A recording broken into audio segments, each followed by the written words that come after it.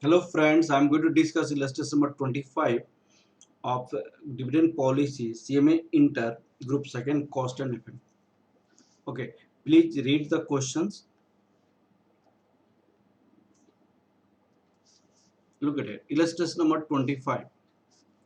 The following information is supplied to you. Total earning rupees 2 lakh. Number of equity share at the rate of rupees 100. This is the 20,000. Dividend paid 1,50,000. Price earning ratio is 12.5. Okay. In this case, total capital employed will be capital employed 20,000 equity share at the rate of rupees 100, rupees 20 lakh. Earning you have rupees 2 lakh. In this way, we can calculate rate of return on investment. Why we need to calculate rate of return on investment? Because of here in the question it is saying ascertain whether the is company company is following on the capital dividend policy, whether the company following optimal dividend policy or not.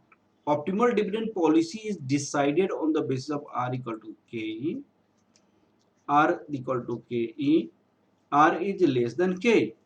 In the given question, R is not given, and as well as cost of equity is not given. So both can be we need to calculate for deciding whether it is optimal or not. Okay, now calculation of rate of return on investment, rate of return on investment, that equal to R equal to total earning divided by total investment into 100. 2 lakh earning out of 20 lakh investment, this is a 10%. Now calculation of cost of equity, that equal to KE. The formula of KE is when price earning ratio is given 1 upon price earning ratio into 100, 1 upon price earning ratio is given 12.5, 1 upon 12.5 into 100. This is your 8%. Now we have already decided cost of equity and rate of return on investment. Look at it. We have here R equal to 10% greater or equal to cost of equity 8%. Hence, optimal dividend payout ratio equal to 0. Optimal dividend payout ratio equal to 0. Why? In this case, dividend payout ratio should be 0%. In this case, this is indifferent whether dividend is paid or dividend is not paid. In this case, dividend payout ratio is 100%. But we have this case, that's why optimal dividend payout ratio is 0. Now, first question is ascertain whether the company has optimal dividend payout ratio or not.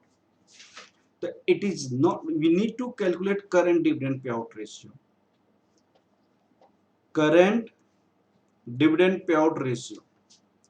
Out of 2 lakh earning, company has paid 1,50,000 dividend. 1,50,000 dividend. 15 divided by 20. This is your 75%. Optimal dividend payout ratio 0%, but it is paid 75%. That's why the answer of first part is it is not optimal dividend payout ratio. It is not optimal dividend payout ratio. Why? Because R is greater than cost of equity. If R is greater than cost of equity, in this case, optimal dividend payout ratio should be 0%. In current scenarios, in current case, of given dividend payout ratio is 75%. Hence, it is not optimal dividend payout ratio. Okay. In the second part questions, look at it. The first part answer is completed. Now in the second part, find out what should be price earning ratio at which the dividend policy will have no effect on the value of the share. Okay. In the case of R equal to cost of equity is indifferent. Indifferent means whether dividend is paid or dividend is not paid. It does not make any difference. Price of the share in the for the point of market price of the share as per Walters model. R must be equal to cost of equity. Here in the second part answer.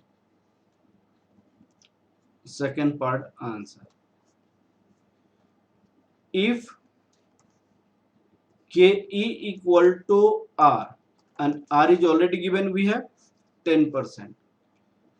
10%. Then market price per share remains same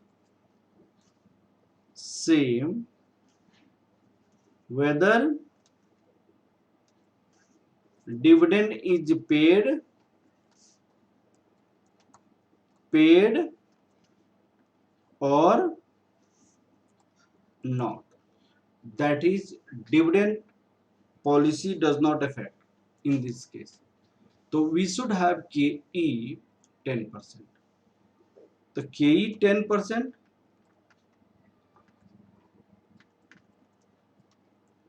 here this implies that this is your 10%, 1 upon price earning ratio. Then price earning ratio would be 100 divided by 10, that equal to 10%. That is 10 times. 10% is here 10 times. The price earning ratio should be 10 times. Price earning ratio should be 10 times. Okay. In the third case, what is the question? Will your decision change if price earning ratio is 8 instead of 12.5? Look at here. Now, in third part, price earning ratio equal to 8. In this case, cost of equity equal to 1 upon price earning ratio into 100. 8 into 100, that equal to 12.5%. R equal to 10%. R equal to 10% greater than, lower than cost of equity 12.5%. Optimal dividend payout ratio, in this case 100%. But current dividend payout ratio, we have already calculated 75%. Current dividend payout ratio we have already calculated 75%. Hence, it is not optimal dividend payout ratio. It is not optimal dividend payout ratio. Now, market price per share is calculated. Look at it.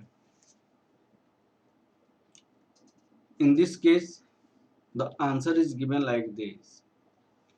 Market price is also calculated. In first case, market price is calculated here. Market price per share, dividend per share, R divided by KE, EPS minus DPS, whole divided by KE, market price per share, dividend per share we have already calculated here 7.50. What? 7.50 dividend per share. Total earning this, and dividend per share is, number of share is 20. In this case, EPS equal to 20,000. 2 lakh divided by 20, that equal to 10. 20,000. Dividend per share 1,50,000 divided by 20,000, 7.5. R is 0.10, 0.08 whole divided by, that is 10 minus 7.50 whole divided by 0.80. It is calculated like this. In the second last case, 0% dividend payout ratio, market price per share you can apply here, that is 0 plus cost of equity, this is a 10,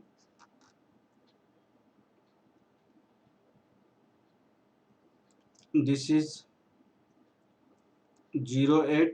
Optimal dividend payout ratio, current dividend payout ratio, market price is this, optimal dividend payout ratio 10 minus 0, 0.08, 156.25. Please calculate. Okay.